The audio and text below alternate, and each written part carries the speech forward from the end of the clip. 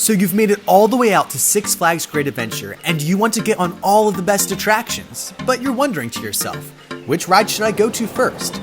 Well, today I'm giving you the 4 best rides to start your day with. Let's make it a great one. Hey everyone, this is Dan with Great Adventure Guide, and one question that I get a lot is what ride should I start my park day with?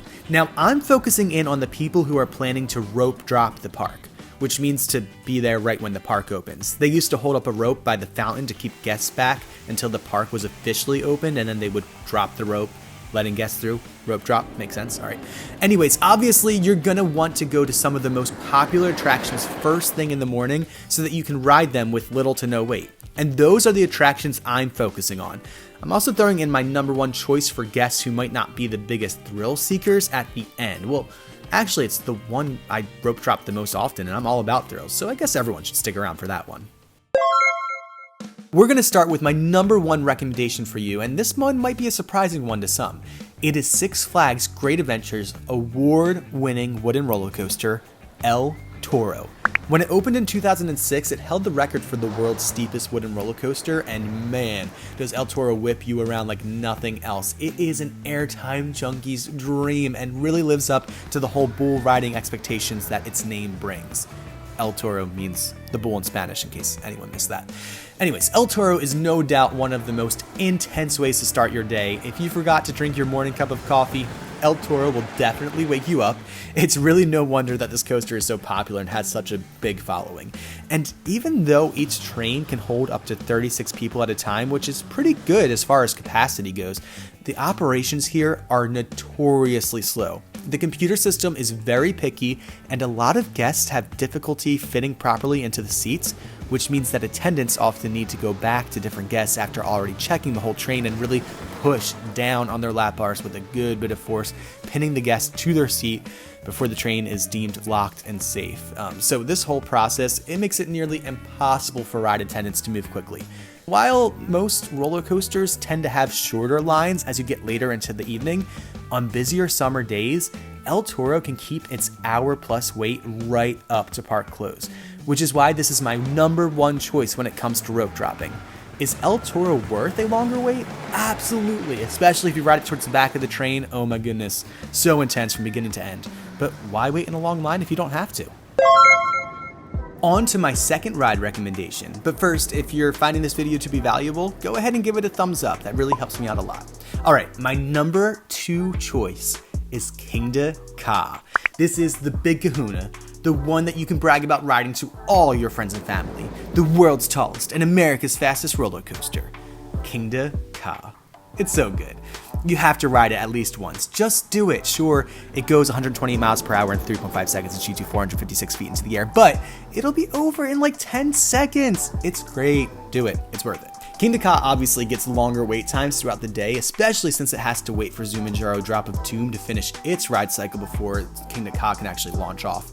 Zumanjaro is the newer drop ride that they built inside the hill of Kingda Ka, which I personally think was genius, but people complain about how much slower Kingda Ka's operations are because of Zumanjaro, which is a legitimate complaint. Now, the waits for Kingda Ka do tend to significantly decrease later on in the evening, but the reason why I would say to ride this first thing in the morning is because Kingda Ka often has maintenance issues and will be the first ride to close for any inclement weather. Just wind alone can keep this one closed, so make sure you get on this coaster while it's open. On the other hand, Kingda Ka can also regularly have a delayed opening, so make sure that you pay attention when you arrive that morning. If it's testing when you get there, then chances are it will open with the park or just a few minutes after. But if it's not testing or they aren't opening it and they don't have any idea when or if it will open, I highly recommend riding something nearby and just keeping an eye on it. Don't waste the first 30 minutes of your park day waiting for Kingda Ka to open. And that goes for all of the attractions in this list. Practically every attraction at Six Flags is going to get a long line during the day at some point. So it's best to get on as many rides as possible before those wait times get long. Don't wait at Kingda Ka or El Toro all morning while they're having technical difficulties just because I told you they were the best rope drop. Go ride something else in the meantime. Keep an eye on the coaster and the Six Flags app and just come back when they open. Have any of you ever wasted your park morning waiting for a roller coaster to open that never even opened? I know I've been there. Please learn from our mistakes. Don't do it, all right? My third recommendation for you is Wonder Woman Lasso of Truth. I'm kind of torn with my number 3 choice here. The line for this one does get incredibly long throughout the day, but it's also all the way on the other side of the park, farthest from most of the coasters that get the longest lines during the day. But if you want to get on Wonder Woman Lasso of Truth, you might want to consider rope dropping it, or at least making it one of the first attractions that you do in the morning. This is one of the newest additions to Six Flags Great Adventure and another record breaker, reaching heights of over 17 stories in the air and speeds of 75 miles per hour. It's definitely thrilling and memorable, but personally, not a favorite. Well, honestly, that's all the more reason to rope drop it. If this is one on your bucket list for the day, so you know that you're gonna want to ride it regardless of how long the line is, then go on it first thing in the morning and you won't have to live with the disappointment of wasting 80 minutes of your life waiting for a ride that didn't even pay off nearly as much as El Toro or Nitro would have. It's also a great night ride with all the lights. But, you can factor all that in. Whatever, it's still a recommended rope drop. It does get a super long line and will hold that line for most of the day.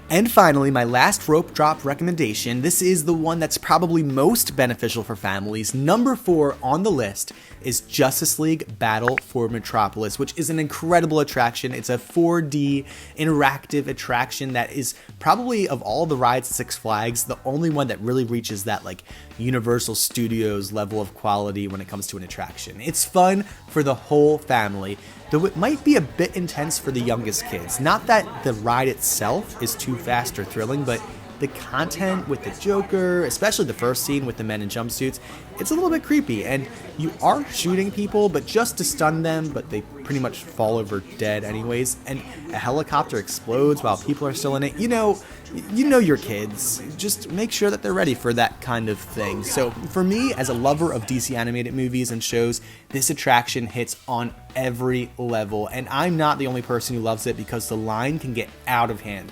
Especially during COVID, with only one party allowed on each car, the line can move extremely slow. So if this is on the bucket list, I highly recommend making it one of the first things to accomplish on your park day. Maybe try to knock out this one along with Wonder Woman if you're planning on starting the day over on that side of the park. No matter how you start your park day, the most important thing to remember is to go get in line and ride something. All of the attractions that I've talked about could have a delayed opening. It's Six Flags. Every ride in the park could have a delayed opening. So don't let that ruin your day. Go in with a plan, but be flexible, and don't waste that first hour of your day when the lines are shortest just waiting for a ride to open. Go ride something that is already open and come back later. Utilize that first hour to the best of your ability. Well, that will do it for today. Hope that this video answers some of your questions, and feel free to leave more questions below that you would like to see answered in a future video. Again, I'm Dan with Great Adventure Guide, and remember, life's an adventure. Let's make it a great one. See you next time.